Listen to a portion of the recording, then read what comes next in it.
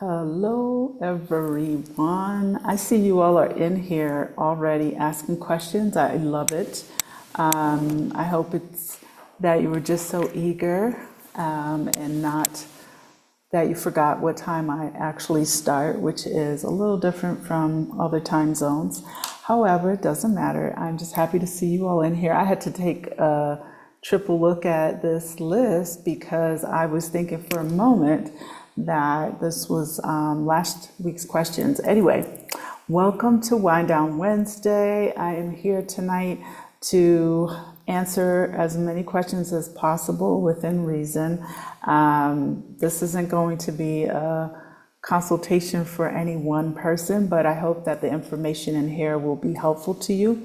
I am Michelle Wedderburn. I am the founder and owner of Casa Elm, which is a guest house space located in San Miguel de Allende in central Mexico. For those who do not know about this amazing city, I am one of the individuals who help people in a lot of ways if they're interested in moving here or they want to just have a experience or have an event hosted at Casa Elm. Casa Elm is my and your soft landing experience in central Mexico. I have been here living in San Miguel for over 6 years. I love my life. I love raising my child here. I thoroughly enjoy living in Mexico, and I'm going to continue to preach it and talk about it for as long as you all want to listen. So actually, you know what I'm going to do? I'm actually going to take my cute little earrings off so that they're not banging on my microphone. I don't even know why I put these on today because Michelle didn't go anywhere. And I am on a few minutes earlier because I saw the questions and I'm ready. So if you come on in 3 minutes, that's fine too. If you are in the chat or you're on here, please say hi if you feel like it. Introduce yourself. Tell us where you are contacting us from and where you're watching from. And if you don't, that's okay too. Hit the like button though, please. Do feel like doing that. And subscribing if this is not your first time here and you keep coming and checking things out. It would be great to have you as a subscriber. So very easy, click on those two things. I appreciate you all. So before we get into whatever it is you all want to talk about, I see some questions already. Actually, I'm going to welcome you guys. And then I will go back to what I was about to say. Yvonne Evans, welcome. Hi, Dahlia. Welcome. Yes, I'm here. Welcome, Miss LGC. Welcome. Welcome, Dahlia, again. I see the questions. Hi, Tanya. Welcome. And Amina. Hi, how are you? Listening from Chicago. Hi, Tanya. Watching from Atlanta. Thank you all. Welcome, Marilda from Houston. Good. So you guys are all over. I am excited about that. I want to take one short moment to just say, once again, my heart is saddened by what happened in Georgia today. Someone shared that with me. And, you know, although sometimes it feels like it's just becoming such a part of, you know, our day-to-day lives. I won't say our, but maybe a lot of the day-to-day life in the United States for this shooting at another school.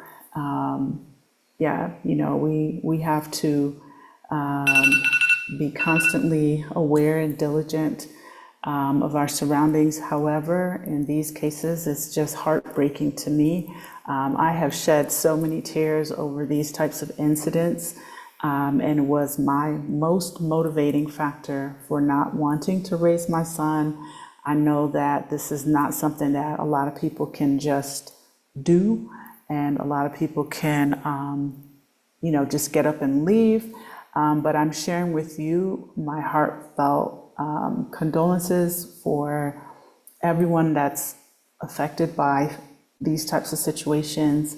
It is so heartbreaking. It is so sad to me that kids can't be safe, people can't be safe in places where they should be. And yeah, I honestly, talking about it just breaks my heart. I don't know what to say.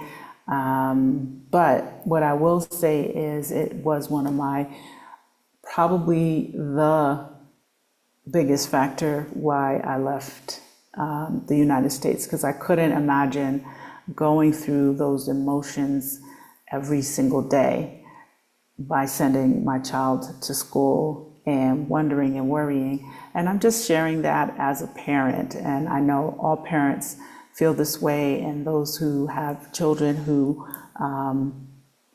lost their lives today, teachers, I believe there were some. I didn't read in detail because I really do not like to see this type of news. So I'm going to say to all of you, including us here in Mexico, just walk with lots of prayer and faith, and be aware when you can be. Not everything is controlled. We can't control a lot of things, but I just am overwhelmed by that, and and I'm not going to use this opportunity to say, oh, this is da, da, da.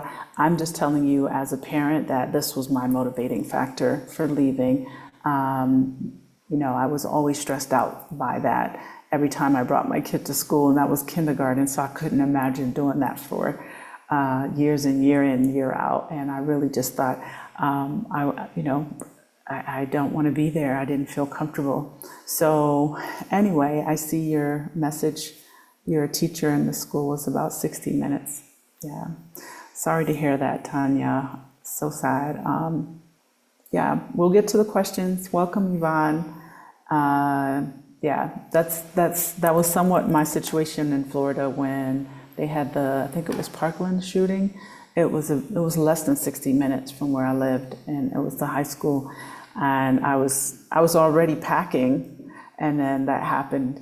And within that 6-month time frame that I was planning to leave, and I marched and went to the protest and all the things, and I just couldn't believe people were against us who were protesting. And I was like, this is just insanity. I got to get out of here. So prayers to those families and people that are affected. I know that's just a common statement that's being made, but yeah, that's what I send out.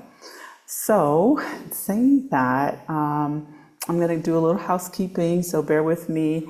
I want to say that there have been a lot of questions that I've received lately about relocation. So this is a great opportunity to ask questions that are going to be around that.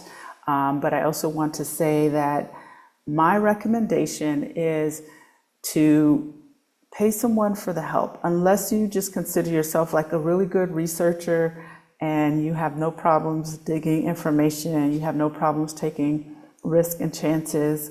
Go for it. I enjoyed personally doing the research. I had a lot of time at that point to do the research. I had a lot of extra hours. I remember staying up late at night looking for all sorts of videos and YouTube. And this was now, so I've been living here over 6 years, but I started researching probably a year and a half or two before I moved here. So let's say 2016, 17, 18, right? I started researching a year and a half to 2 years before moving here. Now, I had experience with Mexico, but I didn't really know about the residency things. So that was just kind of lost to me, who to ask the questions of, how to do it. I think I waltzed into the consulate thinking oh, I have a US passport, no big deal.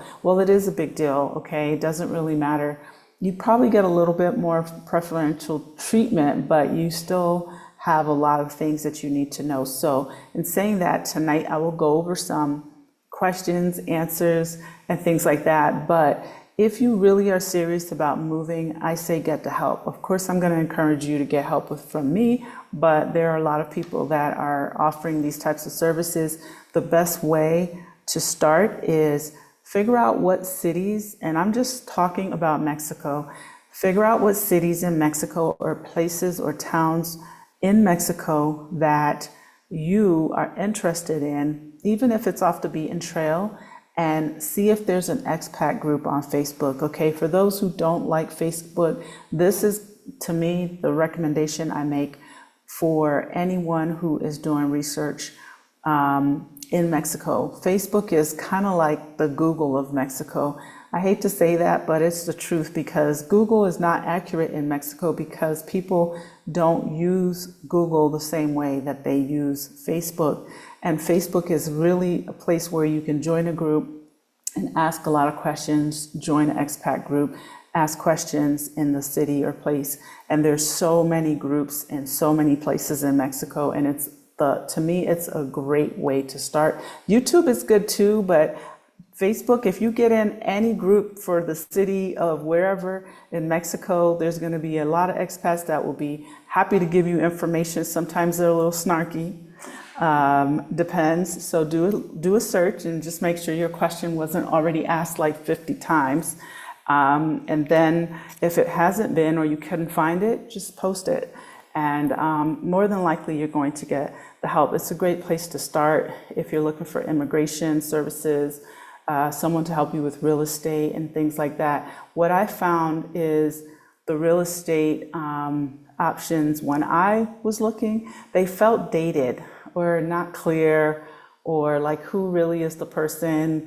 I don't know. I didn't like when I just did a search on Facebook for realtors and houses. It felt better to connect with some person or persons that came recommended. Now, I did do a physical research trip, so not everyone can do that. But my point is there are a lot of resources for you. There are people like myself who can help you with a relocation consultation. Some people don't value that, and that's okay. Again, but what I want to say is sometimes getting the help in advance, paying the money, will save you money in the long run. I did not do that because I didn't have anyone that I could do that with. I couldn't find anyone. And so I literally, I would say I overpaid and outpaid probably close to $1,500 to $2,000 because of things I didn't know in the process of moving, like buying 2 plane tickets that I ended up not being able to use because I needed to change my dates because of the consulate appointment. It was just stuff like I thought I was going to waltz into Miami consulate and just have everything. And I ended up going 4 times over a span of 2 years before I actually got my residency. And it was just because of things I didn't know, okay? So I'm sharing that with you because I think it's important for you all to do some research. And I'm gonna get to all your questions. So I see them popping up. Just hang tight. I'm gonna go scroll back up to the top and I will address everything.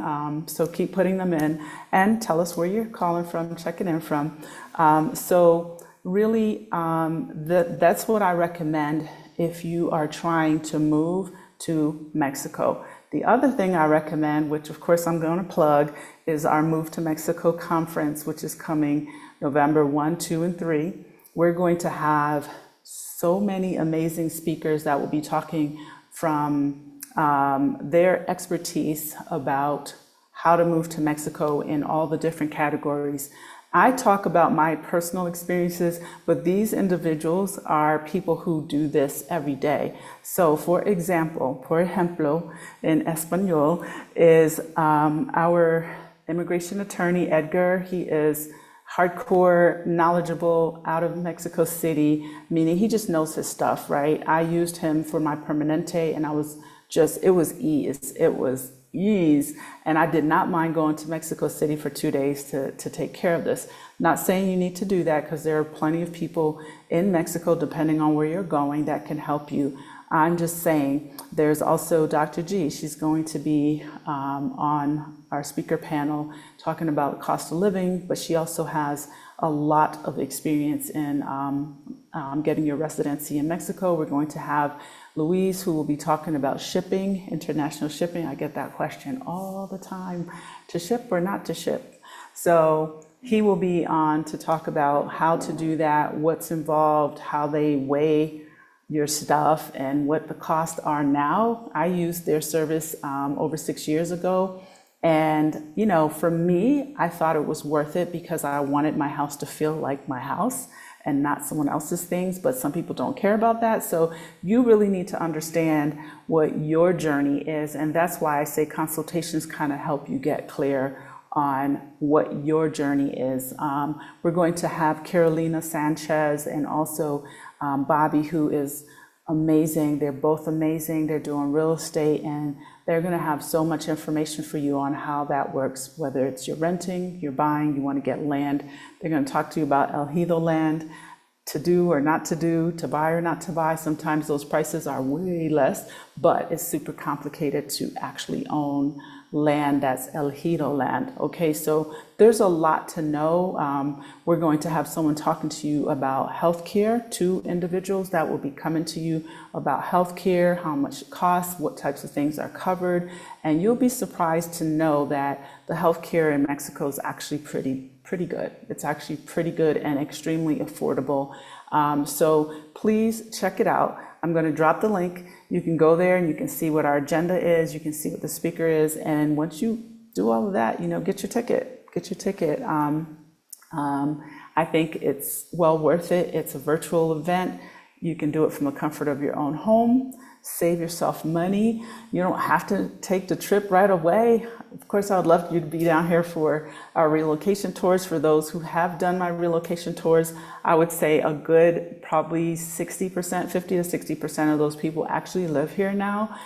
Some may have moved to other parts of Mexico, or they're still in the process of, you know, they planned super early and they're going to retire in a few years. So there are so many ways to get this and get it started. So I want to just say this really quick because I saw someone complaining online. I don't think they were in Mexico, they were in Panama. They were complaining about they are willing to give away information constantly for free, and they don't understand why and it wasn't directed at me, but I want to say why I disagree with that, and a lot of people did, is, you know, if this is something you do, if this is something you've taken the time, whatever it is that you're good at, right? And you've taken the time to learn, whether you went to college for something, or you took the time to learn about something, or you pour into something, which I for those who have been here, you all know I pour blood, sweat, and tears into Casa Elm,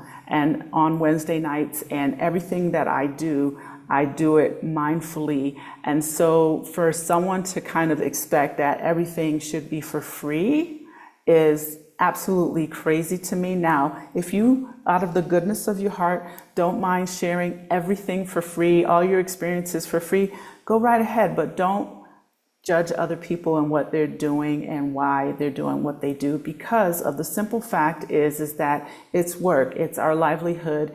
And if someone wants to come and experience the soft landing in San Miguel and all the work that, you know, I personally have put into the space, and again, they weren't talking about me, I'm just commenting because, and I didn't comment on the comment, I just wanted to say this because I value people's time, and if I can't afford something, I respect that and I'll move on. And I'm not going to try to haggle, I'm not going to try to twist a little bit more out of them. I'm just going to respect that I cannot pay for their services, but maybe there's someone else, or I will personally keep digging and find it. Like I said, I did a lot of research and I had a lot of experience with Mexico, so I moved here on my own. I made a lot of costly mistakes, and is the reason why I offer this. So in saying all of that, the conference to me is a great place to start. It is, to me, a very fair price for 3 days of a ton of information. So I think that that's something you should check out. I'm going to send you the link in the chat, and then I'm going to get around to all of you lovely people that are here tonight. I also want to say that we are officially sold out of our VIP tickets for the October 24th through 28th San Miguel meetup. That means the VIP tickets, the spaces in Casa Elm are done. They're sold out. However, we still have general admission tickets. So if you want to make your own arrangements, get picked up at the airport, do all the things, and you don't know where to start, join us on September 10th, which is this coming Tuesday, or next Tuesday, coming Tuesday, at 6 my time. Right now it's 6:15 my time. At 6 o'clock my time, there's a free webinar. You can register for that to get more information. I already have I think over 20 people that registered. We'll see if they all show up, because when it's free, people are just like, I didn't pay for that. But that's a great place for you to get details about the weekend. More details, I'm going to drop the link for that. You can check that out, but I'm just letting you know the VIP tickets are done. We're going to have a good old time here in Casa Elm, but we're also going to have a good old time for the actual meetup event. This, in my opinion, is another great way to come together in San Miguel and see if you like it, and you get to meet other people. It's going to be fun. We're going to go to a rooftop on Friday. We'll have some drinks, dinner. You can see what's included in the general admission ticket. And on Saturday, I've already arranged for our tour to happen. We're going to do a city tour. You guys can learn about San Miguel. Everything's kind of right there. So this is going to be amazing. And on Sunday will be kind of like the final gathering. We're going to have a brunch at a beautiful vineyard. Everyone, please don't forget to wear your white if you're coming. Let's wear our white. And it's really lovely. San Miguel is such a beautiful city. I always have to pinch myself, because I'm like, I live in Smurfville. I love it here. So I really hope that you all can join us for that. So I will drop that as well. That's actually going to be at the events page. Please just check it out. And the last and final thing, and I'm going to get to your questions, is Tracy and I, Tracy Collins, we're doing our Black Blossom, which is kind of off the beaten trail experiences that will start in Mexico. We'll see where we expand to. We have, I think, 4 spaces left for our wellness retreat, which is next year, March 25th through the 30th, but I'm going to drop the link. So I think I got the dates right. It's like a Tuesday to Sunday or something like that. It is going to be so beautiful. It's in Mexico. It's going to be in the state of Oaxaca. We're going to be right on the Pacific coast, enjoying the beach and all the cool, relaxing things. There will be workshops, and it's kind of an all-inclusive setup. You'll be picked up at the airport. You will have food 3 times a day, and there will be some things that people are responsible for, like if they are heavy drinkers, you want to drink margaritas all day, you will have to pay for that. But the food is included, your accommodation, transportation. We have some things planned during the week. We're going to have yoga on the beach, sunrise every morning. Well, I get up early, so we'll see who makes it. Anyway, I'm going to drop that here, and then we're going to get to everyone's questions. And this always cuts me off if I put too many characters, so I'll just take that out, and hopefully the rest of it fits so you guys can get to the link. Let me just check it. Yep, there it is. Okay. All right.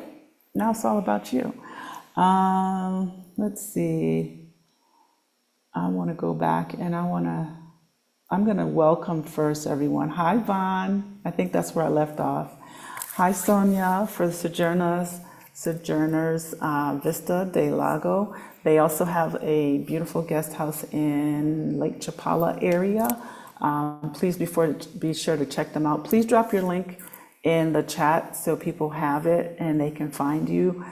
They're doing amazing things as well. I think they have a retreat coming up. I also want to say Michelle Watson is our official tea sponsor for Ingenuity and Spice Company. She provides all the teas for Casa Elm. She has sponsored my last 2 influencer weekends, and she's amazing. So please look her up. Her stuff is so yummy, and she ships within the US. I get mine special package when someone's coming to Mexico, and then it's sent to my house. So I really appreciate her for always being so I don't know, just on it to get the goods to me. So it's just amazing. She has amazing flavors and teas. So please check her out as well. Hi, Rebloom Room. How are you? I'm going to answer all your questions. Welcome, Brittany. Hi, Iona. ¿Cómo estás, my friend? Checking in from Maryland. I love it. Hi, Yvonne. Welcome, welcome, welcome. And I think I said hi, Marilda. And that's what we have. If I miss anyone, feel free to just pop up again. Okay, I'm going up to the top and I'm gonna say, start answering questions. Welcome, Yvonne. You said you were referred by a friend. Oh, Sonia and Savi. Okay, Sonia and Savi are also the women who own the Sojourners. I always get the last part. Lago de Visto, Vista de Lago, guest house that I was just mentioning. So please drop that in the chat so people can link to you if you're still here. Okay, questions. First question is it best to set up a bank account in SMA to pay bills, especially due to the fluctuations in the current currency? Okay, banks in Mexico. I have a bank account. I opened a bank account when I first came here. It was a referral, but this particular bank, Cibanco, was a referral to me from the people who moved me. They said, hey, if you want to pay your bills in Mexico, whatever that is, you know, pay rent, pay your electricity, light bill, internet, whatever it was, that this was a bank that would accept US checks. So that I was a little surprised about, but they actually do. So I opened an account with them, and personally, they are a little archaic in how they do things, coming from the US where things were very rapid for me, you know, pulling up to ATM, depositing money, depositing a check, scanning a check, and then it was in my account. Not really having to physically go into a bank. You know, you could do all the online banking and things like that. I found it very archaic, the way they operate. Even opening the account just took like a lot of work, you know. At the time, all they needed was my passport. Now, as far as paying bills, I find it, yes, easier if you can operate as much as possible in Mexico. Now, I don't recommend, and I would never move all of my assets to Mexico, no. But you can move what you need per month and pay your things. I know a lot of people will do transfers like Wise. People raved about Wise. I just feel like those types of institutions, they kind of, to me, they feel like sometimes they come and go. The bank is here, right? Your bank in the US is here. Is there a way to move the money from the US to here without a high cost? Not that I know of, because, well, actually, I'm going to take that back. Let me say this first. If you do international transfers, wire transfers, they're expensive. They're like 45. The last time I checked, they were like 40 to 45 US dollars, and this was years ago. That's not how I do it. I have a bank account here. I take my bank account in the US, I write myself a check, and I deposit it into my account here. And my bank cashes the check. If it's not a holiday in the United States, they will cash the check that day. For example, when Monday rolled around, I totally forgot it was Labor Day for you all in the US, whoever's on here and in the United States. So it was the end of the day, and I just said, oh, it doesn't make any sense for me to go rush into the bank because they're not going to cash my check until tomorrow. So I just went on Tuesday. Even though the bank is open here, we do not celebrate US holidays, meaning official US holidays like July 4th, Labor Day, things like that, Memorial Day. Of course, we celebrate, Christmas and New Year's and things like that. But when the banks are closed in the US, they won't cash the check here. They will do it the day that the bank in the US is open. But I find that to be convenient. I like it. Now, another option that I recently discovered, because I haven't used Western Union for ages, but I have someone who works for me, and that's the way I have found ease in paying him. And it gets transferred from my US to Western Union to his Mexican account, and it works fine. It's like easy, and they charge $2.99 every time. It's not based on anything. It's $2.99. Now, okay, it is based on something. It's based on the exchange rate, but the fee is just $2.99. So the exchange rate is, up here, then that's what you're going to get. So I think that that's also a very viable option if you wanted to transfer money to a Mexican account for yourself. I say yes to that. And also, having a local account has its benefits for a lot of reasons, right? Not having to use a US card all the time. The card that I think a lot of people have tapped into from the US side is Charles Schwab, because they don't charge transaction fees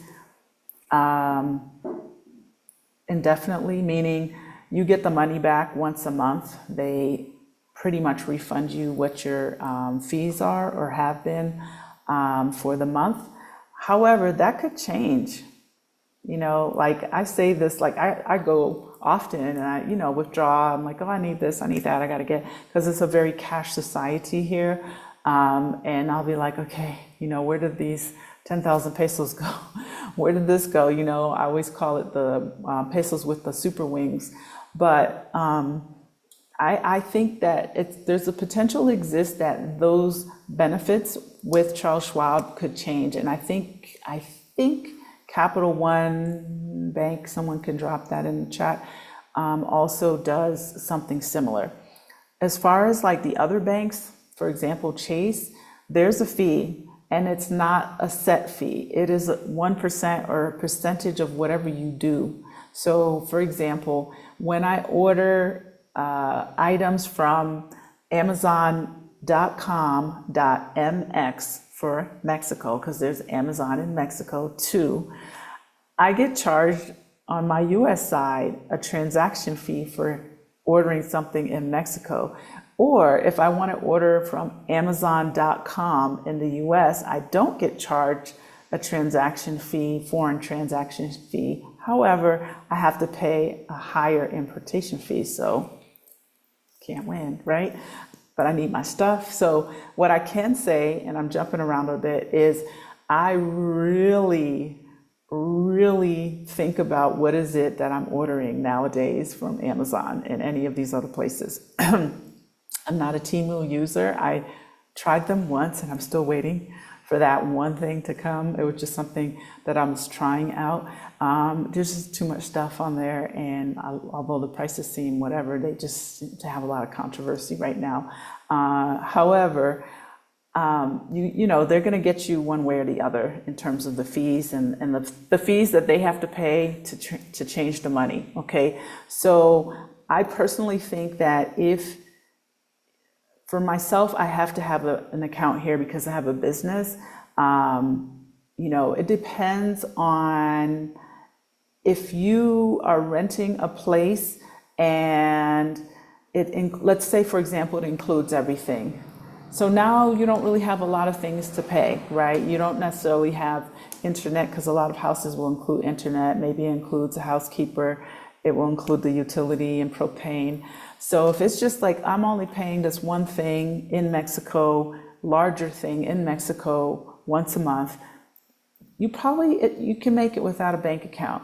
If you start like kind of, doing more, then I think it does make sense. So I hope the answer is, I personally am trying right now, like for example, take advantage of the fluctuating pesos, because right now we're at the advantage.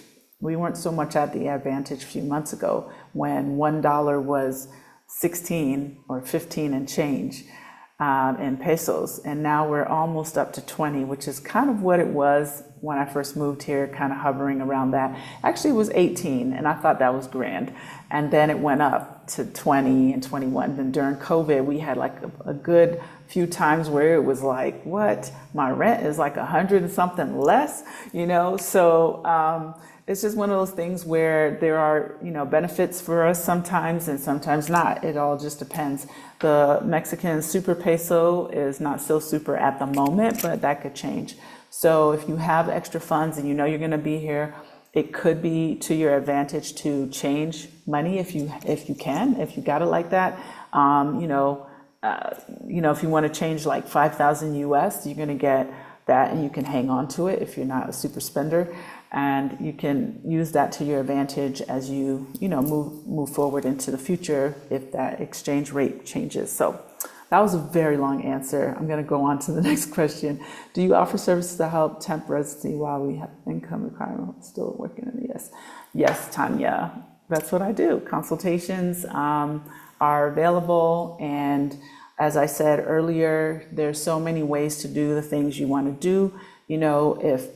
Like I said, I've helped a lot of people that came here physically and did the whole 1 week relocation tour that we offer several times a year. You can find that at casaelm.com at events, and you can see when those will be offered. I think there's only one with space still available in November, and then next year. The one in September is already sold out. And these are intimate weeks where you really are going to be handheld through the process. You're here at my house and we set up presentations one-on-one. You get all your questions answered from all the experts and you have those resources. Yes, the move to Mexico will give you a lot, but it's different when you can come here, you can physically do the neighborhood tour, you can physically meet with the immigration person. You just feel like, they walk you through it. So there are all those options, and yes, that's what we do. We do definitely help people who are interested in doing this. The temporary process starts, and so does the permanente, starts in the United States at a consulate. And you have to meet the financials of that consulate. That in terms of the details, you have to contact them directly because all the consulates are going to require something a little bit different. For example, a few years ago, it was okay for people to travel, let's say from New York City, where the requirements may be a whole lot higher because the cost of living in New York City is a lot higher. So sometimes it depends on where the consulate is, where the actual price will be in terms of, or the number will be for you as the person trying to qualify. Now, we were saying go to McAllen, go to McAllen and go to a place in McAllen's in Texas. Go there and apply there. Well, some of the consulates recently have stopped allowing people who don't live in that state to come to that state and apply. Not all of them, but some of them. And these are the things that you can really get specific on and get answers to, either, like I said, through a consultation or attending the conference in November. If you need it sooner, there's a lot of information out there. I've also interviewed people on my channel where you can find a lot of information at no cost. And yeah, so those are things that I think are really important. There are other ways too. There's the regularization program, which I've talked a lot about. If you do a search on my videos for, go to my lives and then look for Anna Siller. She has a lot of info and she's also a great contact as well. She's in Guadalajara, which is not the state I live in. I live in San Miguel de Allende, the city, but I'm in the state of Guanajuato. And basically, yeah, I hope that answers. The income requirement changes every year. Whatever it is this year, it's going to go up next year. It just keeps going up. And I'm going to give you a good example. And I've said this before. So when I applied over 6 years ago, it was somewhere around was that for Mexico in general? It was somewhere around $1,500. This is US dollars, because what they do is they take whatever the Mexico minimum wage is, what you would make, I think, per week or per month. And then I think it's times 3 for us. So if you're a foreigner coming into Mexico, you need to make 3 times more than the average salary for, the minimum wage for Mexico. Now, do Mexicans actually earn this amount? Probably a lot of them don't in the rural areas, but in the cities, yeah, they are earning, more. They're not necessarily earning the 1,500 that I had to show, but they were earning, a fraction of that. And so that's how they calculate it. And Anna Siller and I's video is a great place to kind of understand the formula a little bit better. But the consulate that you intend to go to will tell you what their requirements are, and just go with everything. Go with all your stuff, and just be ready to get through. Most people get through right away. And then every now and then someone tells me a story about someone and I'll be like, ooh, we got to talk about them. I had a client recently who came in April for my relocation, and she qualified. She just had never been to Mexico. So the agent took it upon herself to deny her, which was the first time I ever heard this, and denied her the ability to have residency because she said, you need to go to Mexico. You haven't even been to Mexico and you're applying for residency. Now, that's not a requirement for you to apply. That was just her requirement and whatever she was going through that day. And so anyway, needless to say, this client is happily here. She went back with a vengeance. She came, she did my relocation tour, and she's like, okay, I went to Mexico, and she was already packed and ready to leave. So all she needed to do was she ended up going back and, scooping her cats and basically moving back within, I think, 4 to 6 weeks after that whole thing, and she went to a different consulate. So what I want to say is, I hope is encouraging to you is, even if you're denied, I know so many people that just persist and they're like, well, what do I need to do? Or what can I have? What else do you need from me? I've had even the story of someone had someone that was a family member sign for them to say that they were fine and they would be, kind of like helping them here. And these are like special cases, but I'm just saying that I find that being tenacious and consistent with whatever it is, most of the time when you do have, or if someone does have a challenge, you can still get through. You just need to kind of need to make a friend at the consulate. You don't have to, but it's always nice to feel like you're vibing with them, because I think a lot of times they are a little bit taken aback, especially when a person of color is coming in. It's like, oh, you want to move to Mexico? Why? Because they're probably of Mexican descent and they probably just don't even know much about Mexico themselves. And I'm not saying everyone, but I find that people are kind of taken aback by the fact that people of color want to move to Mexico as well. And I'm just like, it's beautiful, so that's why I continue to toot that horn. Okay. I hope that answers your question. Let's see. I want to from Evelyn to how far is the closest airport and what state is San Miguel in? As I said a few minutes ago, we're in the state of Guanajuato, which is abbreviated GTO. So if you see that around, GTO is Guanajuato for short. Like in the US, we have for Georgia, GA, Connecticut, CT. In San Miguel or in Mexico, I think their abbreviations are typically 3 letters. So GTO, Guadalajara, GDL, Querétaro, QRO. So get familiar with the states. Just do it. What are all the states in Mexico? And you're going to get a list of 32 of them. And the closest airport to San Miguel, there are 2. There are 3, but the 2 closest would be Querétaro, QRO, and then León, which is BJX. Makes no sense. Maybe they had a name change along the way, but the airport code for León is B as in boy, J Jack, X X-ray, and those airports are both within like an hour to an hour and not even a half, hour and 15 minutes, because the shuttle drivers drive crazy. So yeah, I hope that answers your question. Those are the closest airports. And ¿qué más? Mexico City. I used Mexico City. I don't know if I have all the reasons, but I use Mexico City, for example, when my son is traveling solo. he flies out of Mexico City because he can't have connecting flights as a underage minor flying alone.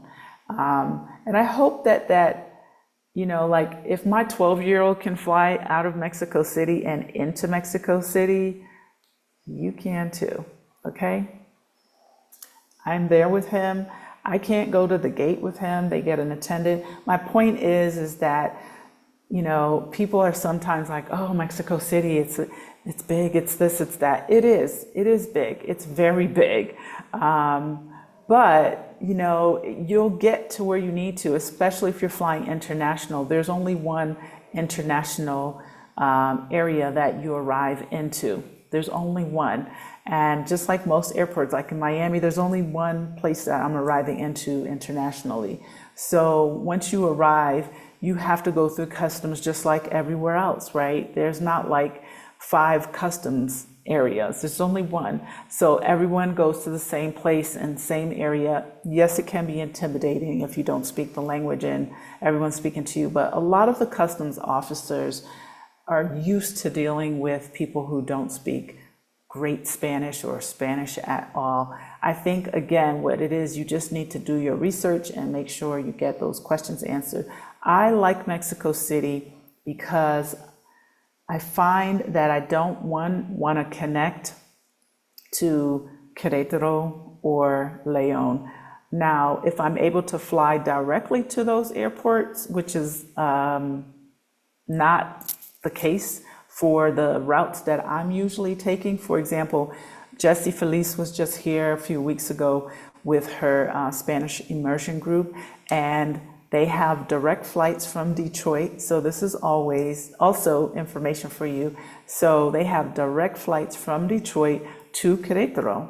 And I was just impressed. I said, oh, and I think it has something to do with the whole car plant thing, manufacturers and stuff like that. So the point simply is this, that's an option. You could fly to Detroit and then take a nonstop down. You can fly to Dallas and then take a nonstop. You can go, I think, from Atlanta, take a nonstop to these other 2 airports that are that I mentioned, Querétaro and León.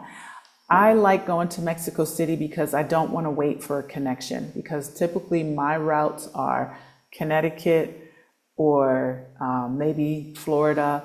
I don't want to go to Mexico, like I don't want to go from here to Dallas and then, or Houston, and then there to wherever. So I like to go directly to Mexico City, and if at all possible, just go directly to wherever I'm going, right?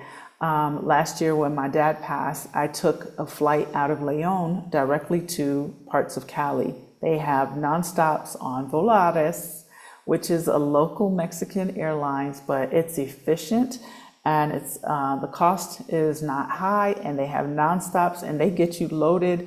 And on that plane, I just found it very efficient. It's not the most comfortable, but they have nonstop flights. Literally from León Airport, I was able to fly nonstop to Oakland, nonstop to San Jose, might be the same or different.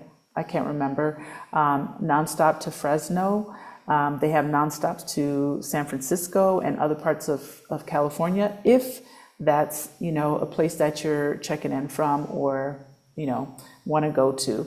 Querétaro, I don't know where they have nonstops, but I know they have one to Detroit. So with Mexico City, you can kind of get nonstops to anywhere, and that is about 3 to 4 hours from San Miguel in a car or on the bus. So you may not want to do that. What I've done is, this is my route, and it's a little much, so I'm not telling you to do this, but I'm telling you what I do.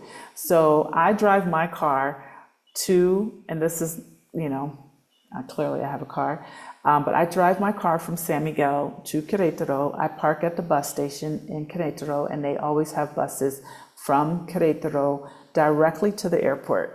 So I get on one of those and I just hang out in the airport until it's time for me to do my thing.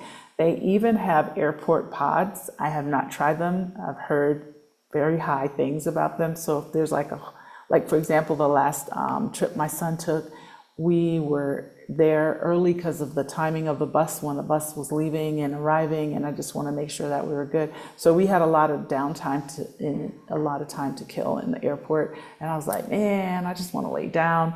I didn't want to go to an Airbnb because we arrived super late and we had to check out really early. Like, so basically we were arriving at like 1 in the morning. We would have been arriving to the Airbnb, and then we would be leaving at like 6 or 7. So I was just like, okay, we're just gonna go to the airport. But they do have the pods. I will reserve that next time. I think it will be fun with my kid. It's not necessarily my choice of things, but to rest. But I find the airport very efficient. It's big, and there are a lot of choices, and it's less expensive. Yes, it's time consuming, and yes, you got to get there, but that's what I do. So I know that was another long answer, but the 2 closest airports are the ones that I mentioned. Let's see, what else is happening here? What's the best way to get from QRO Central to SM by bus? That's the best way. You could probably get an Uber as well. I think the Ubers are not too expensive. I have a car, so I'm driving myself to the places I want to get to in Mexico. And I say in Mexico around here. Like, I will drive within a 5-hour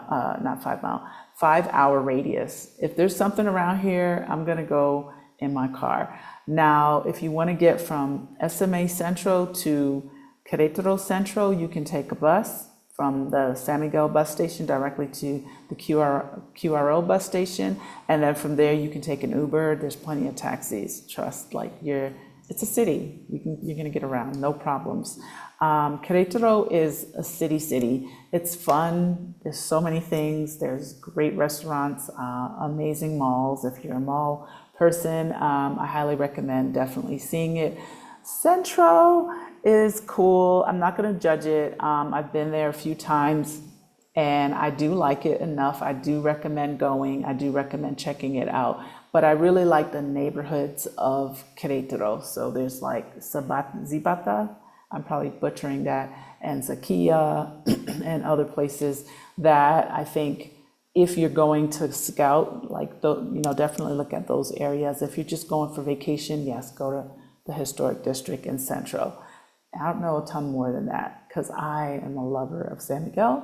When I go to Querétaro, it reminds me too much of my life in Miami with the traffic on the highway. It's not the same, it's not as bad, but it's a city. And so I don't spend a lot of time. I sort of go there, get the things I need, and head back home. Okay. Let's see, what other questions do you all have? I'm scrolling back down. Let's see. Why do so many buildings and homes have bars over the windows? It's the way things are here. I feel that part of the protection people have is on the first level. That's what they do.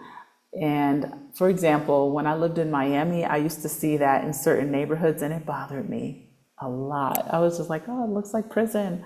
Especially on small, like, a lot of these homes were like tiny.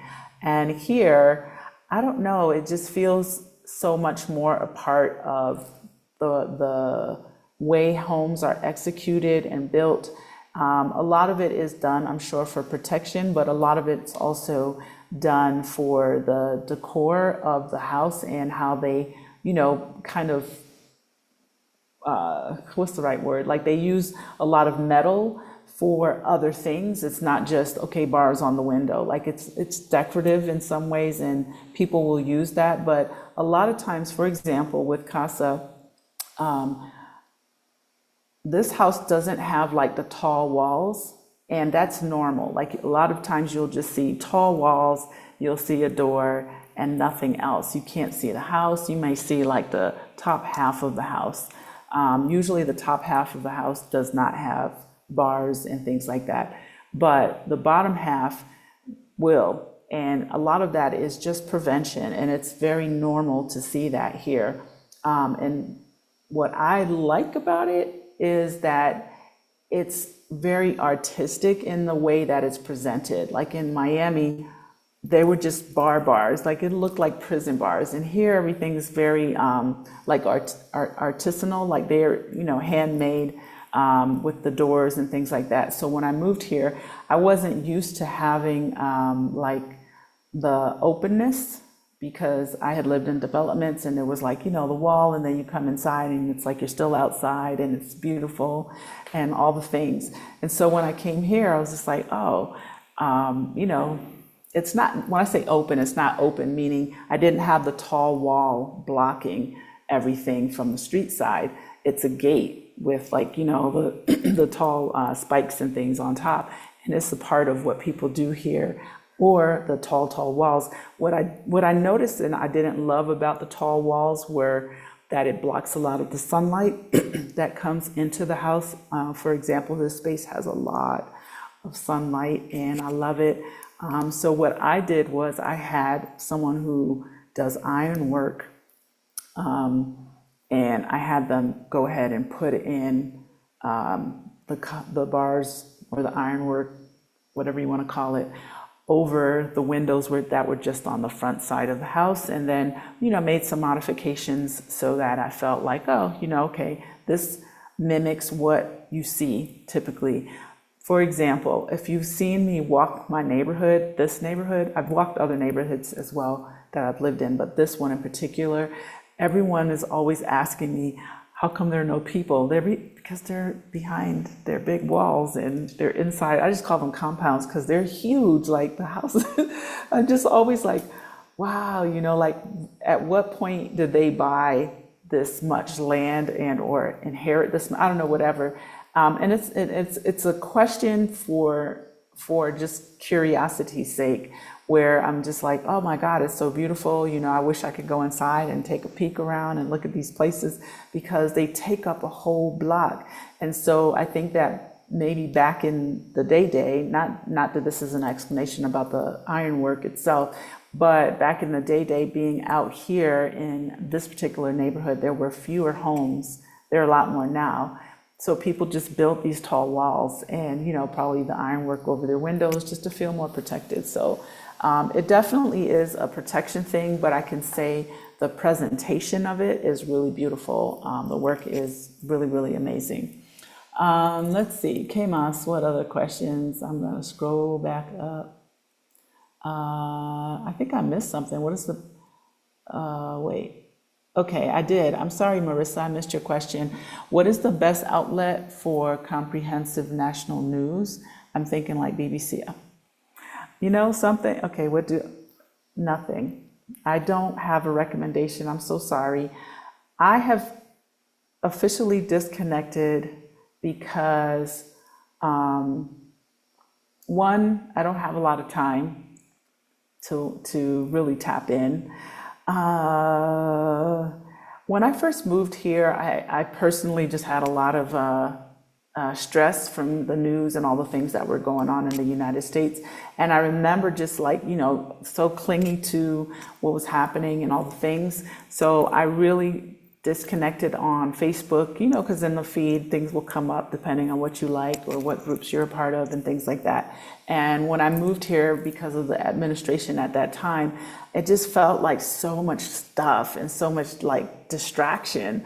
And I just disconnected from everything. As far as like news in general, they're the typical outlets that people watch here. I know that a lot of people still have their US cable accounts, so they can still get US channels and US news. Of course, BBC, I feel, has always bring more balance. There's CNN, of course, those who watch Fox News and things like that. You can get tapped into those things here. You just have to get the apps and download and probably pay a subscription thing. And of course, tapping in online and reading and things like that. I don't have any recommendations because I don't follow a lot of US news. I do see things that come up and people who share things. I typically go to Yahoo homepage because I'm going into my mail on Yahoo, and then sometimes I'll just scroll through to see, like what are the top 8 things. I think they have like a scroll through that. It's like 8 things. Like, what are the top 8 things? And I just do a quick scroll. I may do a little scroll up, but I find that a lot of that information is just, for me, depressing. And so I don't follow a lot of news. Okay. I hope that helps you a little bit. But there are ways to get to the things that you want. And what I recommend is downloading or subscribing to that particular network. What I found is with Prime and the smart TVs, you can subscribe to the individual networks that interest you the most, or you can get US cable if that's what you want, maybe even other countries. If you have a VPN, you can tap into other countries. Like, I know my son utilized his VPN or our VPN the other day because he wanted to watch one of his animes that was only showing in Japan. And he was like, oh, if I switch the VPN, which I had not even thought of this, that's why I call him my tech support. He switched the VPN to Japan so that he can watch his thing on Netflix. So there's my little guy. So I hope that answers your question or helps you a little bit. Okay, I answered that already about the bars. What are your favorite neighborhoods in San Miguel? Of course, mine. I love Los Frailes. I love Los Frailes. It's just, I'm loving it even more that I live here now. Let's see. Okay, so when I first moved here, I loved living in La Lejona. I was in a development. That was development life. And what I will say too is, I'll probably just scribble this on paper. Okay, here we go with my chicken scratch. I'm going to show this to you in a moment, okay? So it gives you a general idea.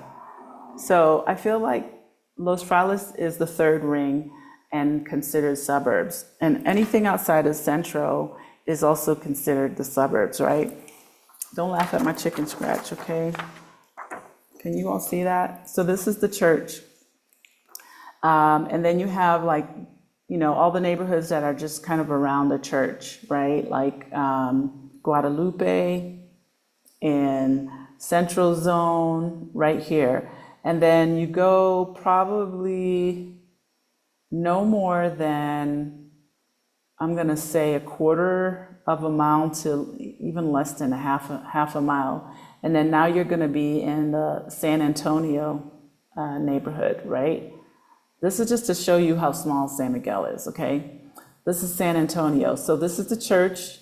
And if you wanna get to just the 2nd ring, San Antonio, you're gonna have Guadiana, which is going to be all around like the same. So on one side is San Antonio, on the other side is the Guadiana neighborhood, right? And then you're gonna have where we are. So there's like the grocery stores, city market, and then this is kind of like La Lejona, and then like Los Frailes is where the lake is, right? So we're like kind of on the outskirts. And there's like the Malinquin, which is a golf course.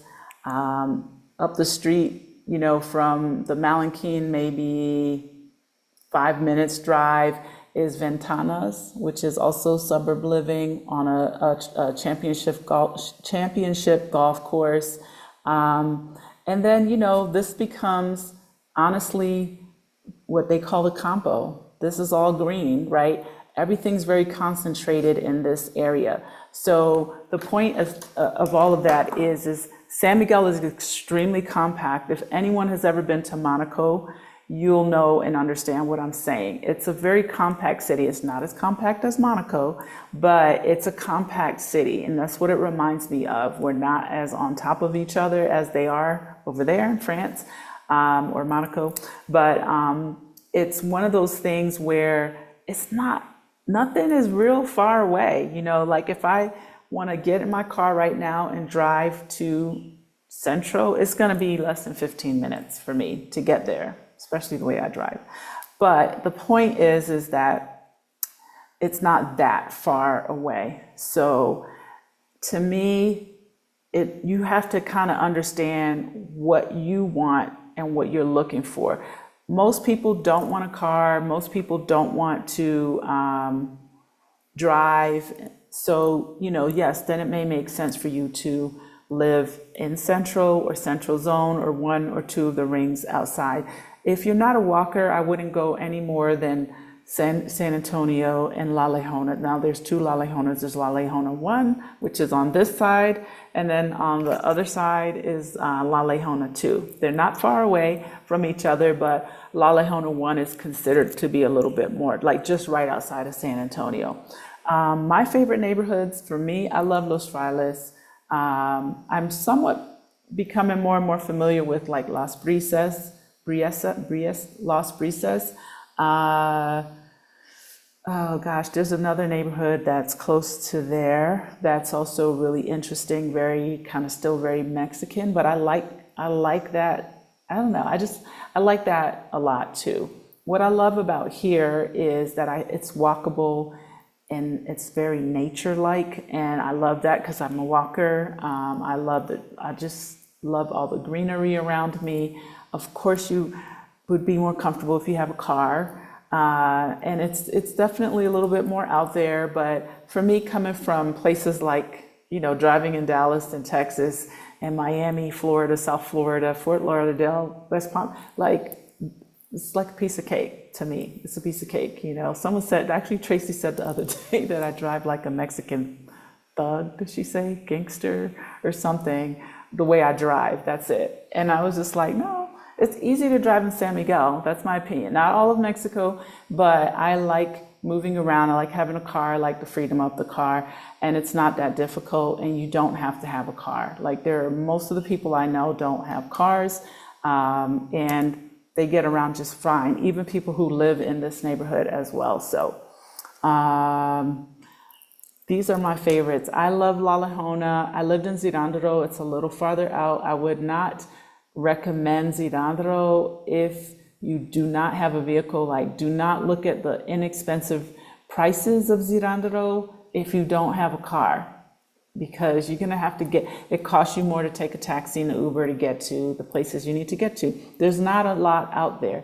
I loved it for that chapter of my life. It was quiet, very affordable. You get a lot more bang for your buck.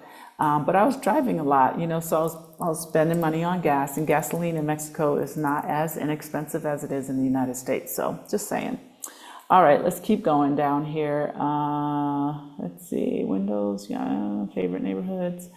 I know this is probably difficult to answer, but what is the average cost of a one-bedroom one? Yeah, that is difficult to answer because I would say that depends on your Yvonne. Are you looking for furnished, unfurnished? Are you going to buy furnishing? I do think that you can start as low as $500 a month, maybe even less. I know people who pay like $350 to $400, but it's a tiny, a space. It all kind of depends on you. Some people want more room. They want a little studio so they can do their, passion, whatever that is, art, drawing, writing. But I think that you can find things. You may not find those more inexpensive places on Facebook and or online. Well, you can't find them on Facebook. It just depends on what groups you get into. Just think about this, okay? In the United States, there's like Craigslist concept, right? And I think there's Craigslist here. But the point is that they have a lot of places that list places for rent, but they're in Spanish. So you can take that and go into Google Chrome and it will automatically translate things for you. And so does Facebook allow you to translate, I think, things if you need to know, what exactly are they saying? And it's not going to be a perfect translation. Sometimes it comes up and it's not clear, but there are a lot of places like there's a Serrenta. Serrenta is for rent, okay? Se vende is for sale. And there are places like San Miguel, Serrenta y Vende, and you can join those groups, and that's all they do. They post apartments in places, and I'm sure they do the same thing in other cities. So I would just the more you search is the more the algorithms are gonna be like, oh, this person is really interested in this, and just keep looking for those types of places. Yes, you can find places that are inexpensive. Are you going to want to live there? That all depends on you, right? I can take the ugliest shoebox place and turn it into, you name it, it'll be shiny by the time I'm done, because I like this type of thing. I like that kind of challenge. I remember I had a friend who I met through, she was helping me at one point with like house sitting when I would travel, much younger female, and she decided to go off on her own. She found a place in San Antonio, really close to Central. She was working on the Ancha, and I was just like, okay, you know, you just like, what are you looking for? And she and I just literally were just walking, or I was driving, and then we got out parked, and just anything that had a Sorrento sign on it. And she found this, it was like the most awkward thing. It seemed like someone just took a part of their house and just put a wall up. And it was just like this kind of interesting shape. And it had this bathroom with dolphin tiles. And I was like, oh, Lord. And anyway, I went in, I was just like, okay, we're gonna make this a cute little girl pad. And you know, her rent, I think it was like 3,000, this was pre-COVID pandemic. Her rent was 3,000 pesos, which is like $150, okay? And it was furnished. It wasn't pretty, but by the time I was done with it, it was so cute. And I was like, if I were single, I would save all my money, and this is what I would do. Now, is that for everyone? No. You know, being of age, you might want something nicer. You want to entertain people and all the things. But it was so cute. We painted it all white. I put these long curtains up so she had like a separation. The furniture that was there was like really, and we asked the owner, can we paint it? We did all the things. Had like a bar thing coming out of the wall, so didn't have to take up a lot of space. Got some bar stools, put some shelves on the wall, displayed her little cups and plates and stuff. And she had her little refrigerator, her little 2-burner thing. It was super cute. And then the back end was the bedroom. And then behind that was the bathroom. And it was enough space for her, but also if she wanted to have like 2 people over, she could, you know, hang out and eat. And I was just like, this is adorable. And for $150 a month, like I would totally do that if I didn't have a kid and whatever was going on. Like, that's just the way my brain works. If I see something and I'm like, oh, I can work with this, okay? Not everybody wants that. So yes, you can find affordable places, but it all depends on where you're coming from and what you want and how much you are willing to put in to make it yours, make it work for you. But, you know, I'm not saying that those places are still available, but I do think you can still find places that are going to be like $350, $500 for 1 bedroom and up. Again, is it going to be where you want to be? Is it going to look the way you want it to? Is it going to be what you envision? I don't know. And you can also spend a grip trying to find something that's going to be nice. Now, if you spend over $1,000 US a month, you should have something really decent. And honestly, you should at least have a minimum of 2 bedrooms. That's my opinion. Things are going up, but I just say, look, take your time and look, stay somewhere temporarily. You can stay at Casa Elm while you look around for your space, okay? That's a whole lot of info. Let's see, average cost, okay. Yeah, so there's no average cost in my opinion. You know, to me, it depends on what you like. Hi, Michelle, welcome. Has San Miguel had power outages issues in the last few weeks? I saw that Merida, yes, we have power outages occasionally. Same with the water being turned off for different things. You know, like in this neighborhood, if there's like a leak somewhere on the street, they turn the water off so they can fix it. The power usually comes back on the same day. I don't know anything about Merida. That's on, you know, the Gulf Coast side, in the Yucatan area. So how they operate and what happens over there, I'm not sure. But we do have power outages. We had one yesterday. And honestly, you know, I don't want to say, oh, it's Mexico, you know, because most of the time it's fine. If there's like a really bad storm, yes, sometimes the power will go out. Some people that are operating businesses, they get generators. They're definitely more affordable here. It is an option, you know, if you feel like you need that. But what I did yesterday was I came up, I was supposed to have a meeting. It was like 9:21. I was supposed to have a meeting at 9:30. And I was downstairs, and then like my son said, oh, Mom, the light in the fridge is not turning on. And I was like, the power just went out. And I just came up and I was like, okay, Sandra, Micah, let's go. I had stuff to do on the road, so I just left, So I feel that it's taught me a lot more patience and flexibility. It is annoying, especially if you do need to have a meeting, but I feel that because we are here, I've learned to take things in stride. If it was like a very urgent meeting, I would have said, hey, give me extra 15 minutes and I'll just go to a place like City Market. There are a lot of places here that give you free Wi-Fi and you don't necessarily have to, eat or pay for it per se. If I go to City Market, I just get a coffee and hang out in the cafe. And I think they give you like four hours or something like that for free. So yes, we do experience it. I can't say it's as much as Merida per se, I don't know. But for the most part, it's cool. It's not a problem. It usually comes that. What adapter would you need in SMA? I'm not sure. I don't think you need an adapter here. If you're just talking about regular plugins, this is, we're not on the European or other countries. This is what we use. Okay. Hi, Carol. I just realized that was you. Yes. So you don't need an adapter. Okay. Yes, welcome. I can't wait to see you. QQQ. Can a motorcycle or four-wheeler be rented? Absolutely. You can rent ATVs. I don't know about motorcycles, but there are places, and if you go on, like I said, the San Miguel pages, or just put in ATV rentals, SMA, San Miguel de Allende, you'll be able to find companies that will come up, and they're kind of pricey. We're going to tell you that. My brother rented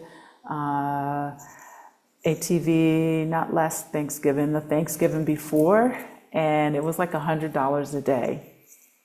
And he rented two for 7 days. I was like, and he didn't, because he loves ATVs, and he could not get over the fact that you can ride ATVs here on the main roads and the streets as transportation. And so he was just like, oh my God, every time I go to Vegas, I always have to do, what is it? He always has to do, like a tour, an ATV tour. Here you can do that as well, but you can actually rent them for the day and they'll bring it to you. And they just want to know like, where's it going to be? And I have like two parking spaces inside my gate. So they were fine with leaving them here, but they were literally about $100 a day. And I thought that was kind of high. But yes, you can rent them for the day, possibly, if you just want to have fun and get around. I'm not sure I'm not so sure about like a motorcycle or moped. They might have that, but I'm not 100% sure about that. Yeah, and if you're going to be here for a while and not just vacation, I just recommend you buy one. Like Sandra, the lady who works with me, she's amazing. She saved up her money and she recently bought one for, I'm not going to say it was inexpensive for her, but she was able to get one for like, I think 15 or 16,000 pesos, which is, actually, I'm curious what that is right now. Hang tight, let me get my currency converter. $800, right? So if you're gonna rent two ATVs, right, for $1,400 for 7 days, you can buy a motorcycle, or you can buy a motorcycle. The ATVs cost more. Okay, moving on. I saw a lady from Chapala do a video there. Nice place. I lived in SMA a few years ago for 6 months. Okay. Yes. Any other questions? I would most likely be interested in something furnished. I don't want to. Yeah, I agree with you. I definitely don't think, if you don't have to, if you're getting close to like retirement age, and like as I get older, of course I have my space. This is my business, so I look at it different. But if this were just where I lived, and or if I were choosing a place, I'm downsizing, and I'm gonna keep downsizing as my son gets older. I'm gonna really keep downsizing to 2 plane tickets, or 1 plane ticket and maybe 1 or 2 suitcases, because I just want to move around and travel and do things. I want to do things with him, but I also want to do like things as I get older and he's off doing his own thing. So yeah, lighten your load if you can. But if you're a homebody and you don't want to move around that much, get what's for you and what makes you feel good. So here's our train. So this is the thing in our neighborhood. It's like pretty loud, but it doesn't come all the time.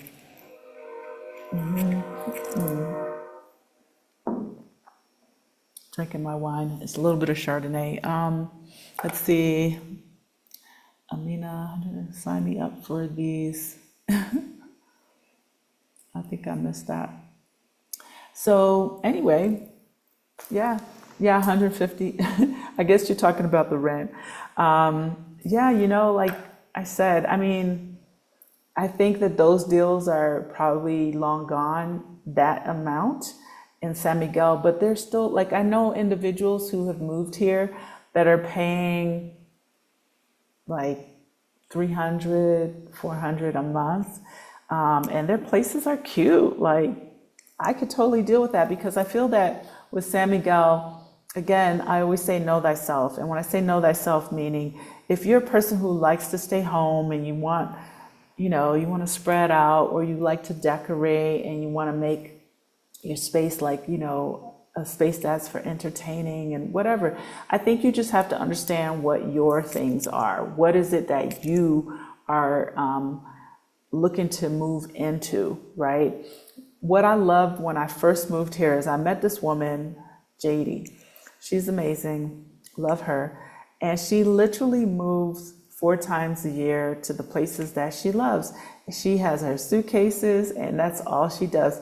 She moves over to Asian countries. She stays in, it's like she lives in these places, but she is in 4 different places, pretty much more or less 4 different continents throughout the year. And she's been doing this since I met her 6 years ago. She goes to Germany, she goes over to, I think, Thailand, she comes to San Miguel, and maybe to the United States. And she just I just rent places that are fully furnished. I remember the first place that she showed me, which was really beautiful. And I think her rent was like this was a few years ago, maybe 700, but it was like a beautiful suite and a nice rooftop and every single thing included, including a cleaning person. And she's like, this is what I do. I stay here for 3 or 4 months, and then I go somewhere else for 3 or 4 months, and then I go, and then the next New Year, she kind of recycles and comes back and does the same thing. So again, if that's your thing, then why buy a bunch of things, right? Why spend the money? It doesn't make any sense, right? It just makes sense for you to move around and do what it is that you enjoy doing. Now, if you're someone who likes to entertain, or just wants to live in a nice space because that's always been your thing, and you want it to feel like this is my home and I feel grounded, then yes, get your home, get your thing. Even if it's furnished already, you can still add your personal touches to the house. You can say, you know what, I'm bringing these pieces of art because this is what I did in the past. I have pieces that I've had for decades, and I say art, not art pieces, but I have things that I've had for decades because I traveled and I brought them back, and I was like, you know what, I really like this. But I didn't need to have everything, right? So I think, again, just knowing yourself, I think that's what's important, is know thyself, right? And just try to work around that. And also, don't lock yourself in unless you really know for sure that's what you want. Try with something maybe 6 months and see how you feel about being in that city. Yeah, I mean, okay, I answered. Any price 1,000 or less, I think is what. Yeah, I mean, I think so too. It depends on the size.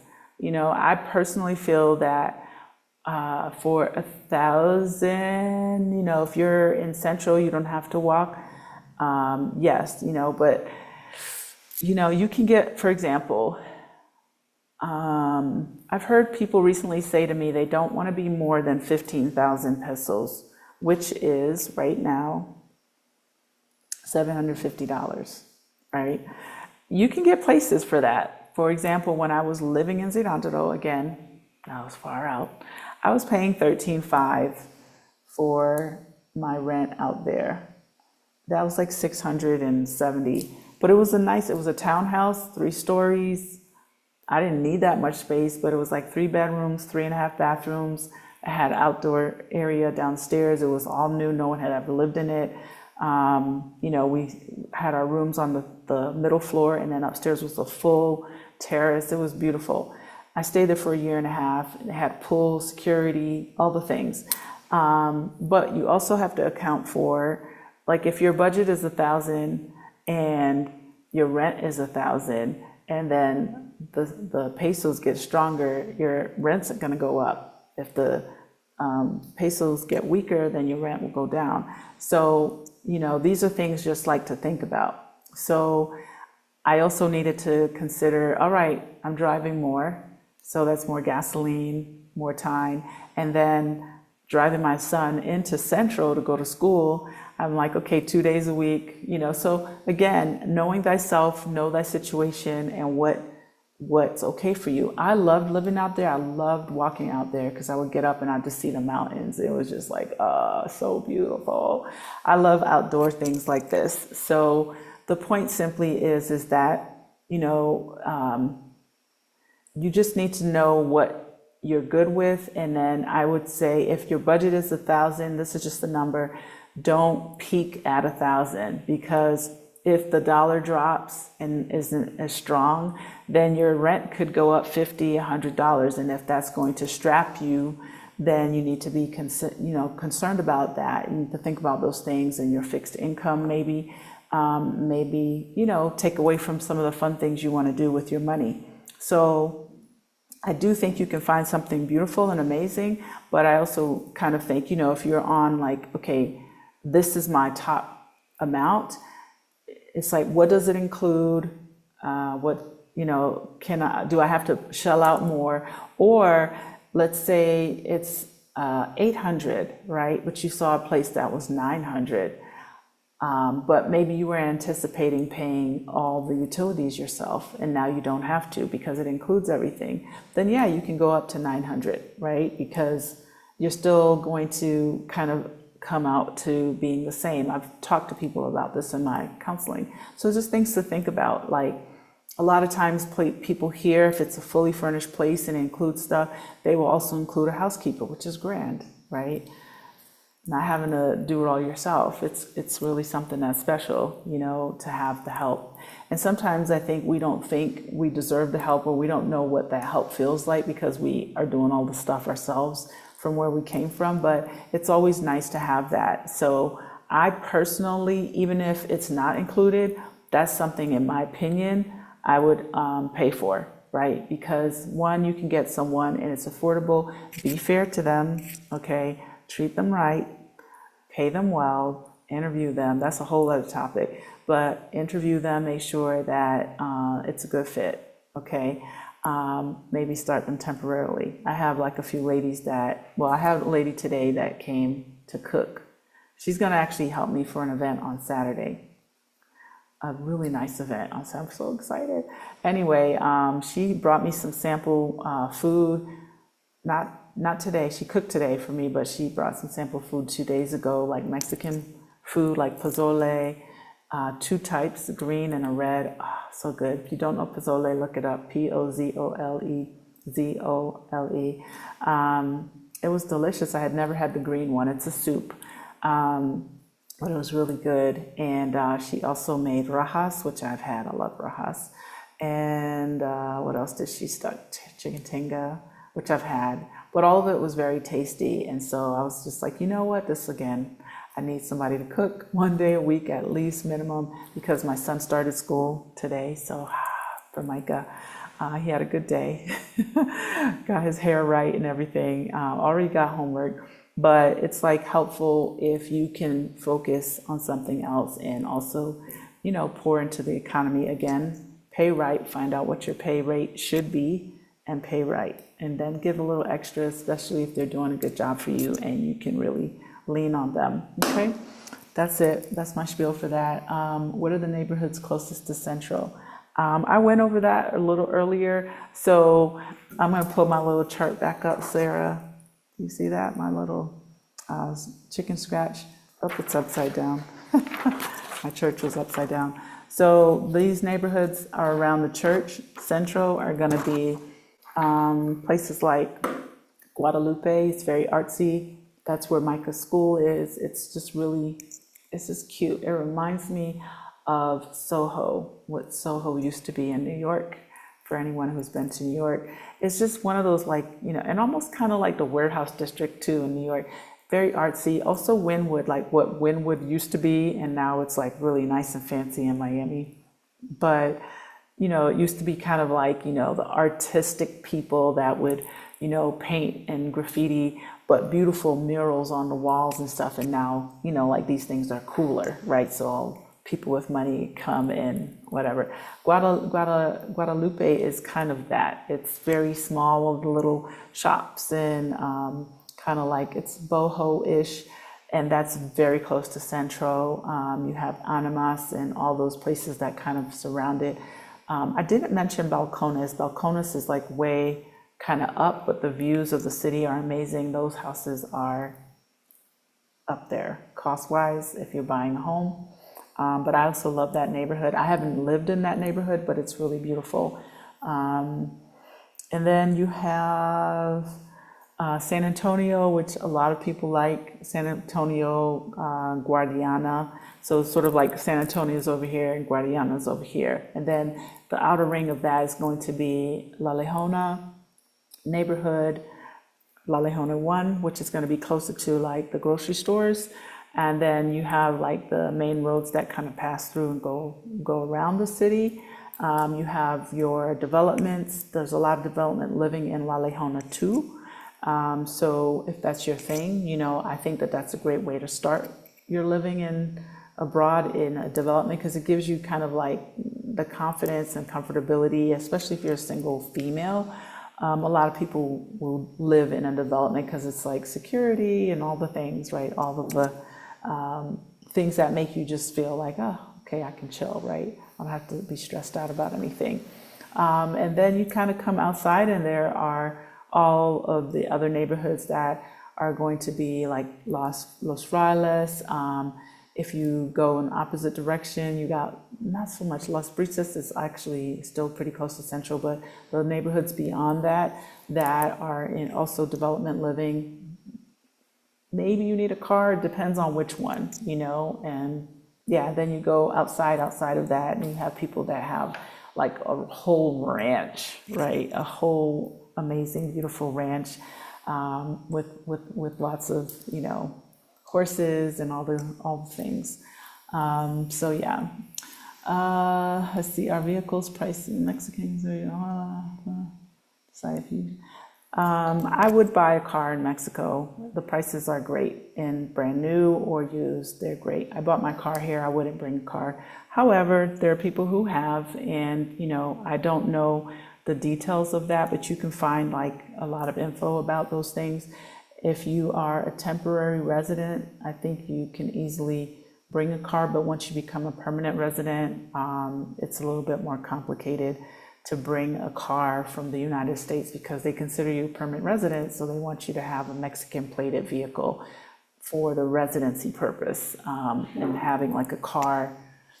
Yeah, I don't know all the details. I bought my car here. It was easy, got my license here, no problem. If you have a license already, you can get a license here and you don't have to give up your US license. Yeah. Are there art supply stores? Yes, absolutely. Yes, there are. I don't remember the name, but I want to say there's one that's called El Pato. Pato is like duck in Spanish.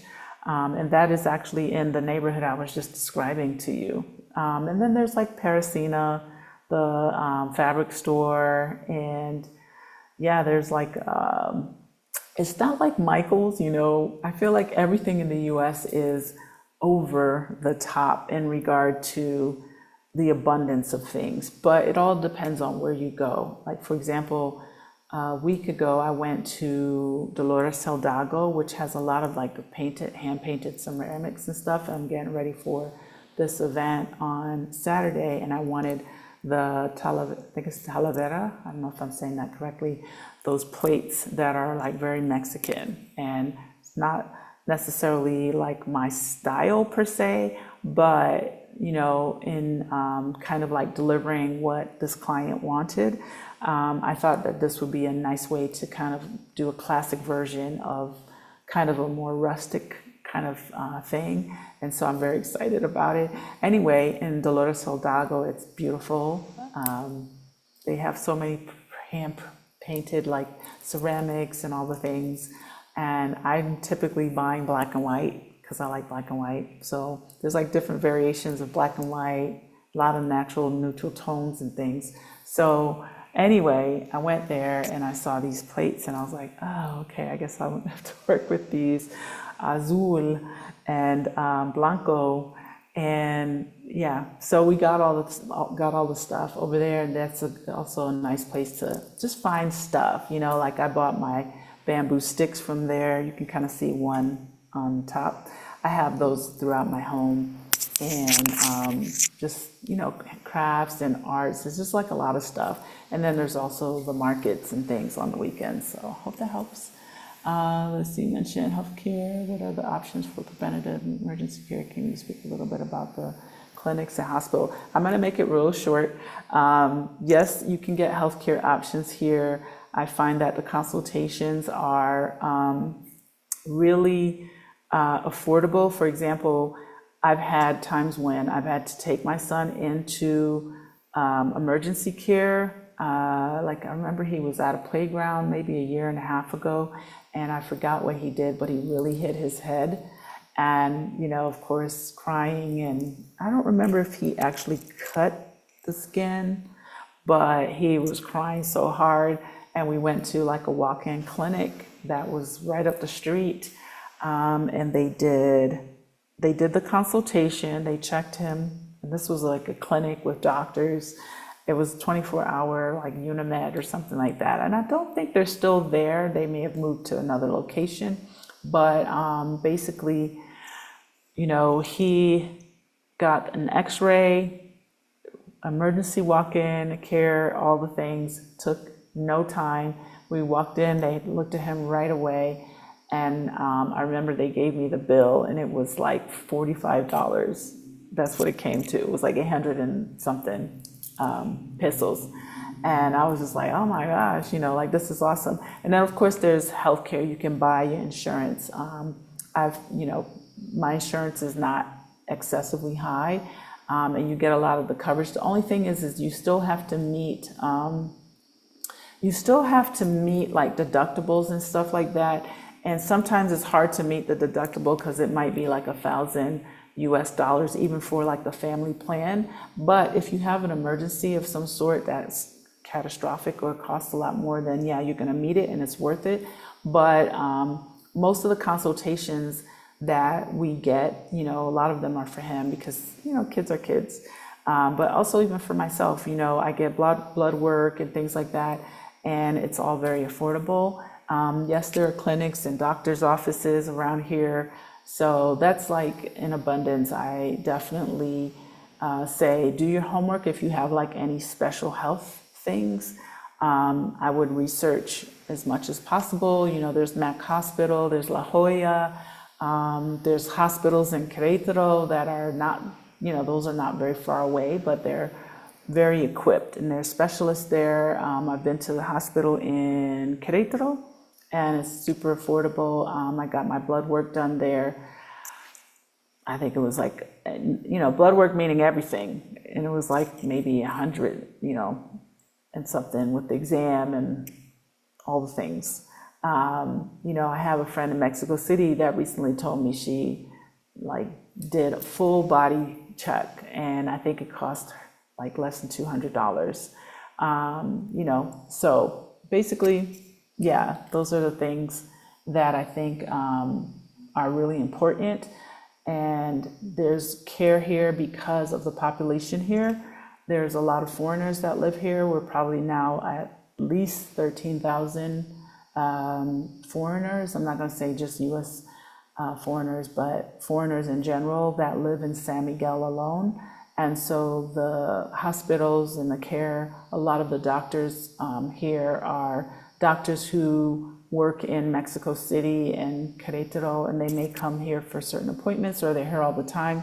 A lot of them are bilingual and just very knowledgeable. So I don't worry about that. Now, like I said, if you have a special condition or something like that, you'll find doctors for that, but you definitely need to do a little bit more research on that.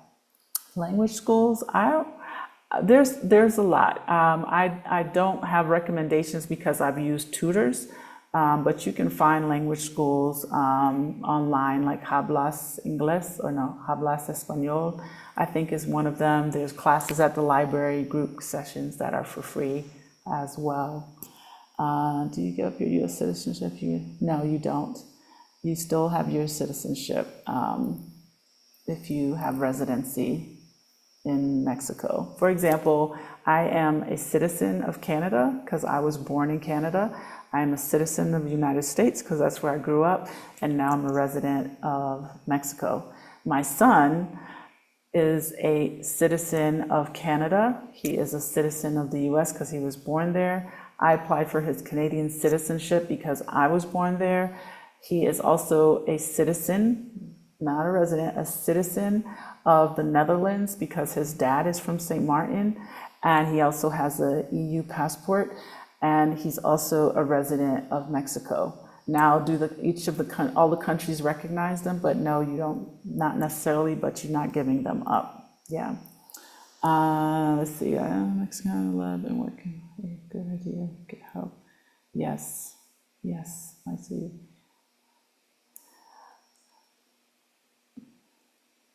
That was one of you. Yeah, that was a friend. So anyway, this was a long live. I hope that helped you all answer your questions. Again, it's a lot to know, and we're not focused on any one specific thing, but as you can see, the experiences that I'm sharing with you, I don't mind sharing them here. In terms of getting more info for you and your specific journey, again, you can book a consultation with me. Even if I don't talk about something here, I probably have a resource and know the answers. I'm not always with all my little notes and things like that. I'm just talking about the experiences I've had, the things I've seen, the things I've experienced here having Casa Elm. And I'm happy to help in that regard. Just sending me emails and things like that, I'm not necessarily going to respond to that because I have so many things happening in my world. I'll probably be up till 2 or 3 o'clock in the morning, just doing things until I drop to sleep, and then I repeat tomorrow. But I just want to say that myself and this growing community here, we are here trying to help, and we also really truly appreciate when people honor that and support the things and the efforts. For example, being here on my channel tonight, I hope all of you that have logged on and are watching this, please hit the like button, please subscribe to my channel, and yes, please go to casaelm.com, subscribe there as well. I put information out every week. I have some pretty good social media help that is really trying to put all the info out there. And again, if you're interested in coming to San Miguel, Casa Elm is for everyone. I just want to emphasize that because I've had people come recently and they're just like, oh, I wasn't sure if I could stay here. And I'm like, yeah, you can stay here, of course. What you see is mostly us, women of color, which I love on all my ladies of color. But yes, I've had couples come and stay here, and I've had people that needed info. I had a gentleman who did a yoga retreat in San Miguel, but then stayed here as well and wasn't sure. And it was just nice to kind of, get the feedback from from people, because yes, what you see on my website is going to be mostly us, because these are the people who've supported what I do, and they're here like in full force. Okay, like the people who come here are just so amazing, the women who come and the experiences that we continue to have and expand. What I want to say before I go, hi Jalisco, I did not say hi to you, and DN Brown, hi, thank you all so much. What I want to say really quick is, if you are interested in having an event or having an event here, that's something too. I'm very, very excited, and I may post some of my videos. I'm not sure yet. I'll definitely post videos of the clips of the event. But there's a woman that's coming with a group from the US. They're coming from all around the US, and she's celebrating her 60th birthday. I'm not going to call her out, but they're doing their dinner here for her birthday on Saturday night, and this is what I'm making all these big plans for, and they're a group of 16. I'm so excited about it because this is going to be something for someone else. I do group dinners on a reg, okay, and I do go all out, but they're usually like, if I have my relocation tours, I have my meetup coming, it's like my thing. But to do it for someone else, it's special, right? It's extra special because now I'm just like, oh, the flowers and the lights, and she's gonna have a Cuban band and all the things. So I just wanna say, if this is something that sounds interesting to you, please reach out. We'll put a whole proposal together and make it happen. She chose her colors and all the things. So I'm very excited. She chose her cuisine. You know, I said, do you want Mexican food? Do you want soul food? Because we have a soul food chef. Or do you want Jamaican food? Because, yeah, you know, I've been throwing down Jamaican food in the kitchen. And she said, no, I want Mexican. So I have ladies who do that. I have someone who does the soul food thing. And then just, you know, regular fusion or whatever. So just want to say that if you are ever interested in bringing your like group or friends or doing a retreat or something like that here, the space is also for that. You just need to let me know, and then we'll put a plan together. And outside of that, that's it. That is it. Yes. Yep. All right. Thank you guys for being here tonight. I'm really grateful, and please be sure to go back up and check all the things and information and links and all the things that you need if you're really interested in moving to Mexico. So the website, I'll put in the chat, okay? It should be also in the description, should be. I did not check it. And there you can find lots of details about Casa Elm, okay? I'm not sure why it's not going. Okay, there it is. Casa Elm, Casa Elm. All right. Good night, everyone. I'm going to go downstairs and see what my little is doing.